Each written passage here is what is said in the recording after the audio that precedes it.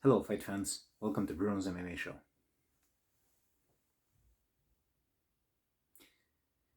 Well, it's the beginning of 2021, and we have quite a few cool fights coming our way. I think it's going to be a crazy year.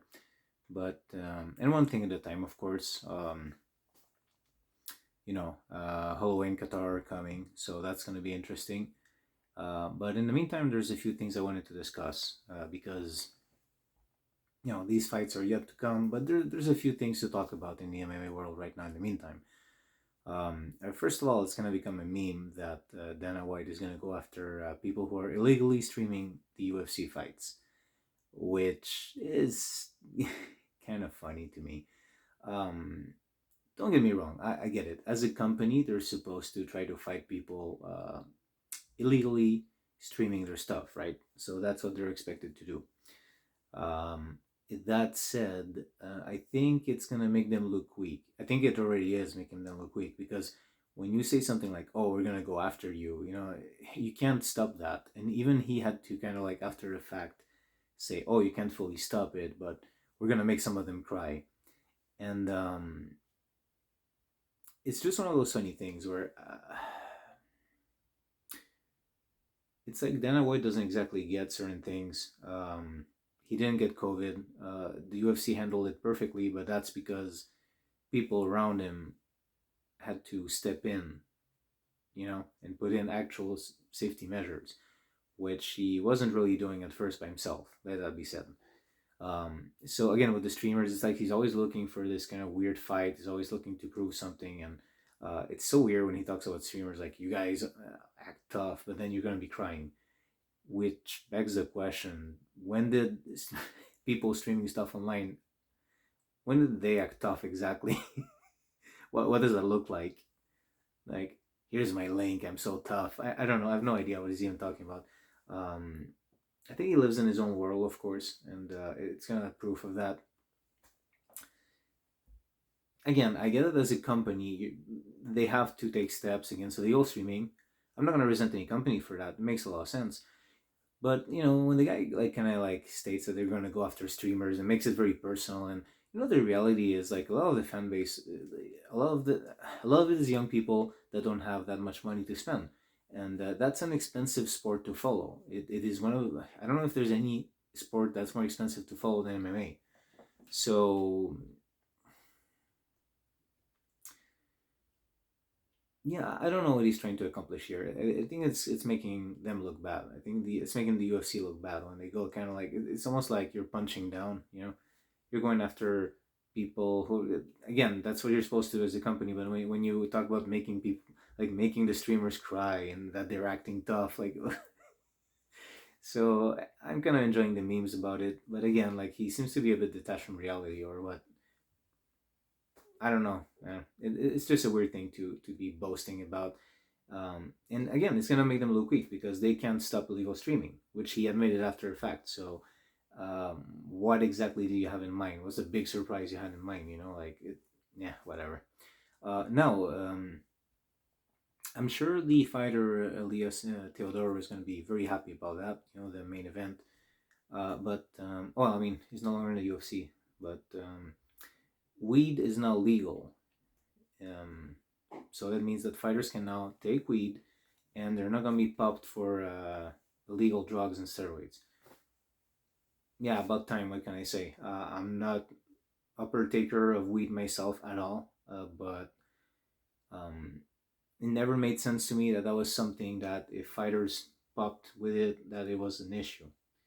It's like weed. I don't think weed makes you a better fighter. I mean, maybe grappler. I get like 10th planet people. Let me know, but I don't think it makes a significant difference at all. So it never made any sense. It's about trading time, I say. Yeah.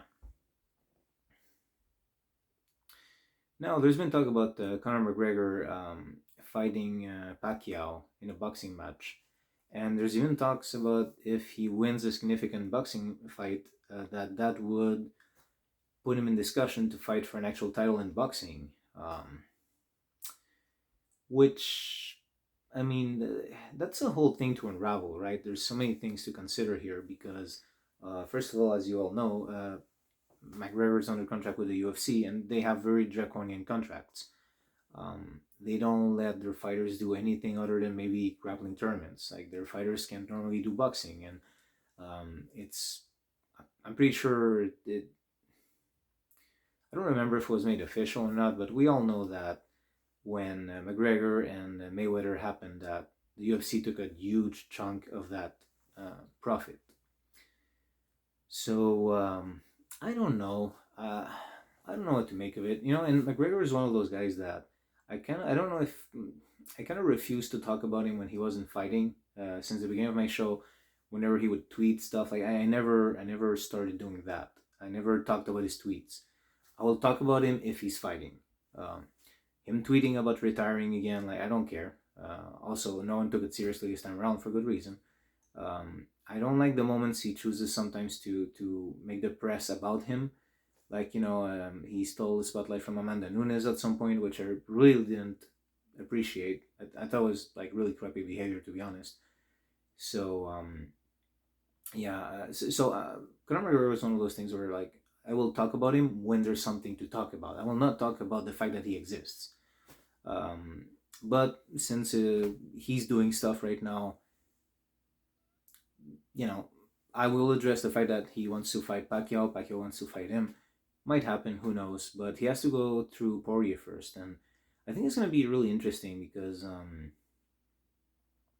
where are both fighters at this point in their careers? I think McGregor and Poirier is a really good fight, and Poirier always gives to charity after his fights. So I'm really for this fight in the sense that McGregor will bring a lot of eyes to that fight. I think Poirier will be able to do really good charity with it. I'm all for it. And basically, I don't know who wins that one, to be honest. I kind of hope it's Poirier, but who knows? The first time around, it went to McGregor. But then it's this weird thing where, I don't know, like, I have no idea what McGregor's UFC contract looks like. So, can he go into boxing? It would have to be with the approval of Dana White and the UFC and Zuffa and all that. And then, what does it look like as a career when you're attached to the UFC, but you want to go into boxing? So the fact that they want to give him a title, it opens up so many. I don't know. It's just this convoluted situation. Where if McGregor was doing fights here and there in boxing, maybe, but like, what if he gets a title, but he's still attached to the UFC? That's a weird one. Never really have much of an opinion on whether it happens or not, to be honest. I know I'm supposed to, but I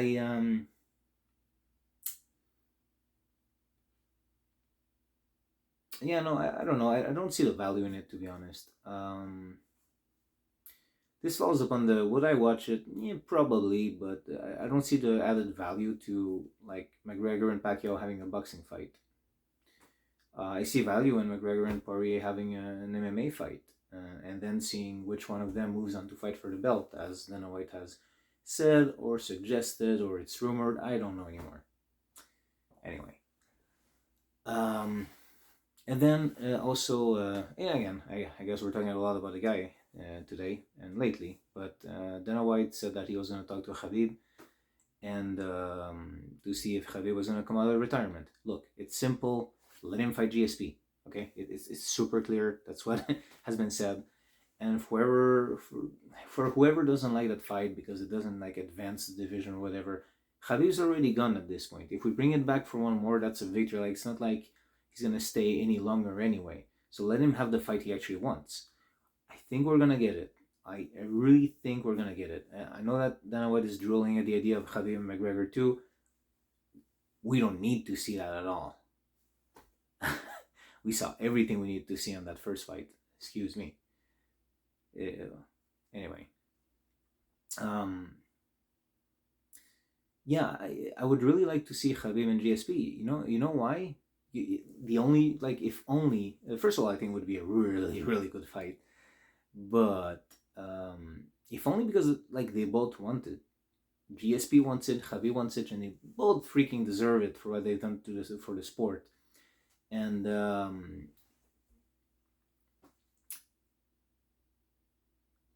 I think, and now as a side note, I think whoever has the most to lose in this fight is actually Khabib.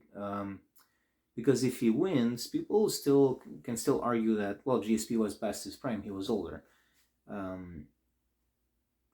It's not going to take anything away. I think it's going to be, if Khabib beats GSP, it's still a great accomplishment. So he's going to look good. But if he loses, then people are really going to be like, wow, like GSP even past his prime was able to defeat him. So GSP has more to win. Like if he loses, people are going to say like, well, he wasn't in his prime. Who knows how it would have been if GSP was in his prime. Whether it's true or not that he's not. I'm not saying that he's not. I have no idea. But just because of the age factor, they would say that. And then if GSP wins, like wow, like you know, it's hard not to already discuss GSP as being possibly the GOAT. If he came back and beat Khabib, the undefeated Khabib, wow. Personally, I would like to. The thing is that I would like to see that fight. I think they should free up the lightweight division because Khabib said that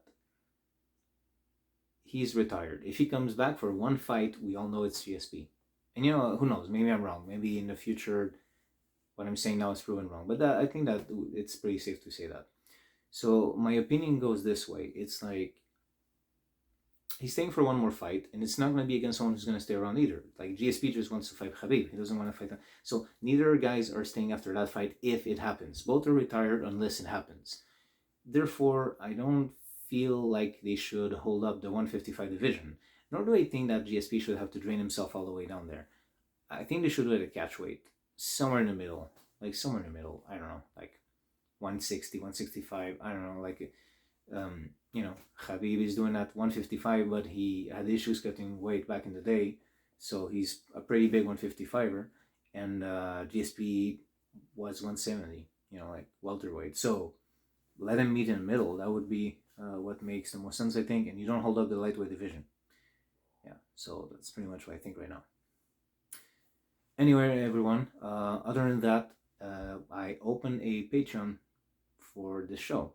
So anyone who wants to support the show, obviously you can always like, subscribe, share, word of mouth, all of that good stuff. But if you want to economically support the show, we have a Patreon.